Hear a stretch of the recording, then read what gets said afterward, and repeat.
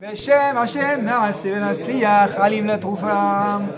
Les lettres de Rabbi Nathan à son fils, ici encore à son fils Rabbi Yitzhak. Même si on n'a pas le début de la lettre, il semble que ce soit son fils de la manière dont il lui parle.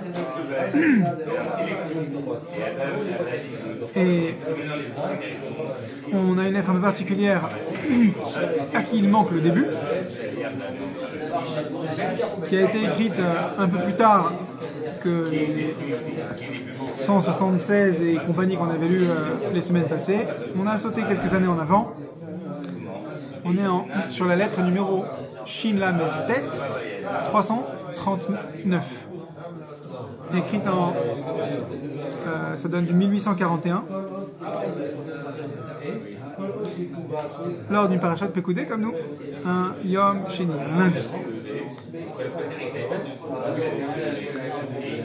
D'abord pour le contexte historique de cette lettre,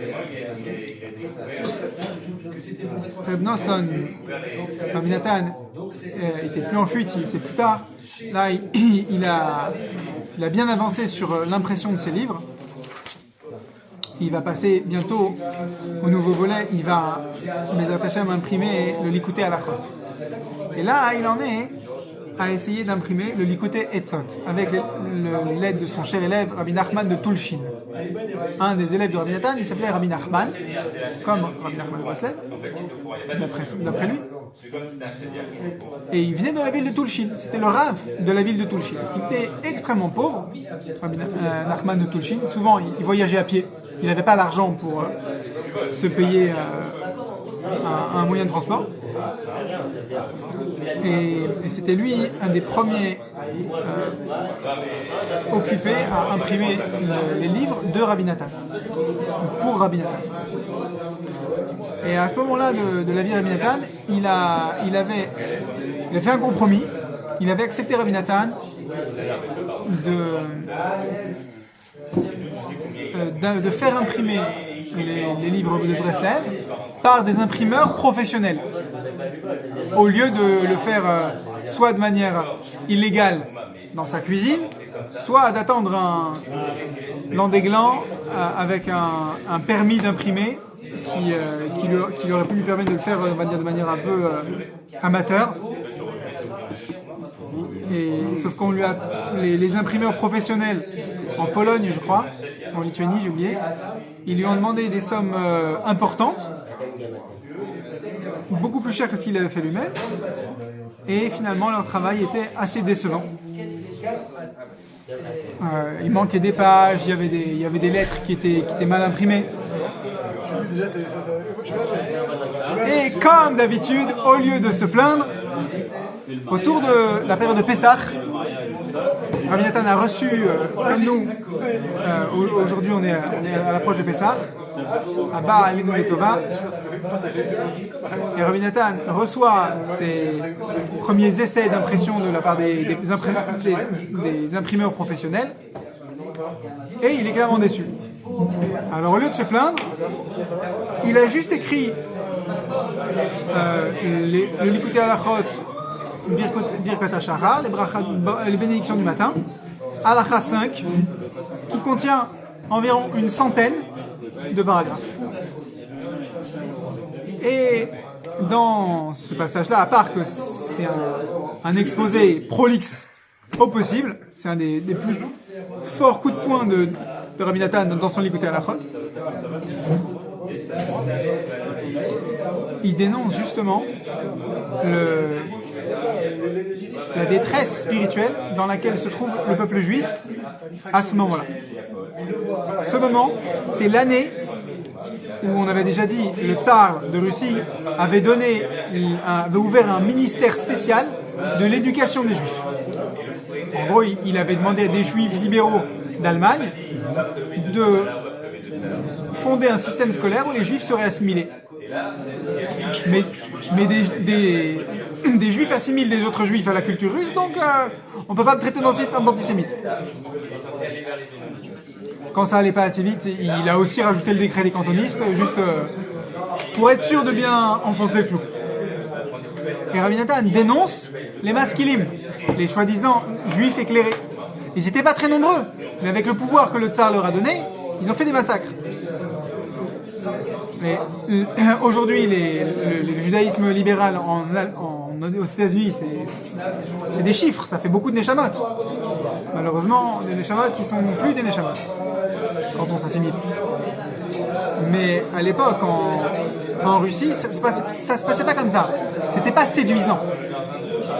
C'était les clés du pouvoir, les systèmes scolaires qui étaient donnés à une poignée de juifs libéraux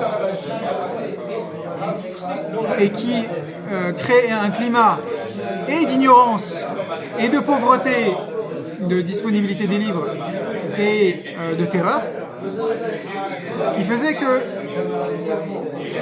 les juifs, en l'espace de 150 ans, sont devenus des ignorants de leur propre identité, au point que c'est innommable. Il y a deux histoires qui sont assez connues une dans le livre de Rav, comment il s'appelle, Rav Zilber. Rav Yitzhak Zilber, il me semble, qui était professeur de mathématiques, qui a survécu en Russie pendant des dizaines d'années. Alors lui, il est resté froum, il était Talmid Chacham.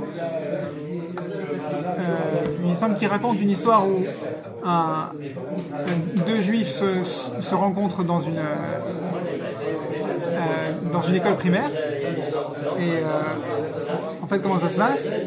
Il y a un juif qui ne sait pas qu'il est juif, qui se fait agresser par les autres camarades de sa classe, qui l'insulte de sale juif. Et il y en a un, à force de l'insulter, il dit je vais le pousser. Il le pousse dans l'escalier, il se casse la jambe.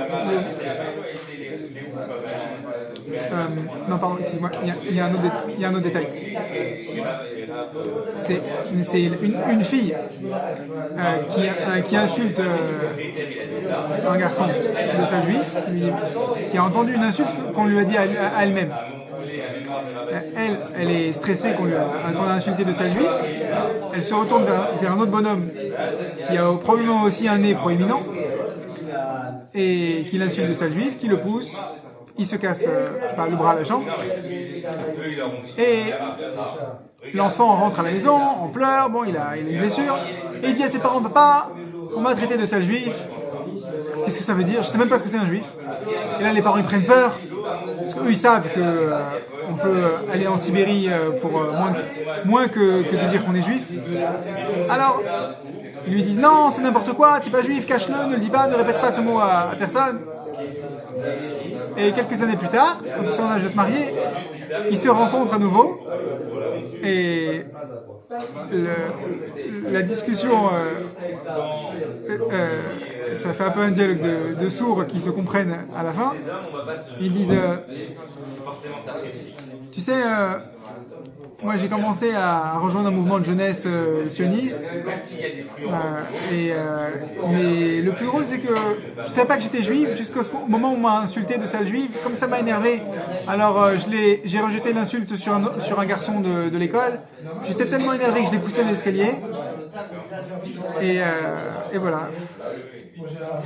Le bonhomme qui est en train de faire un chinois a dit ouais, je sais, c'était moi.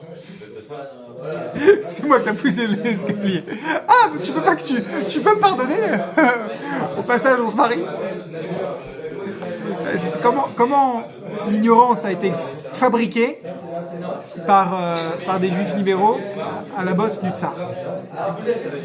Et l'autre histoire, c'est Rav Levi Yitzhak Bendler qui a dit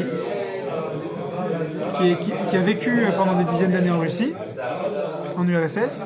Et à la fin de sa vie, il a dit après 120 ans,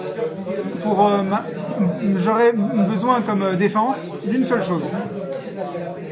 Je n'aurais qu'à faire valoir que j'ai vécu en Russie pendant des dizaines d'années et que je suis resté juif. Avec un argument comme ça, je suis sûr de passer. C'était tellement dur que voilà, j'ai tenu. Je suis garanti d'aller au Olam Haba.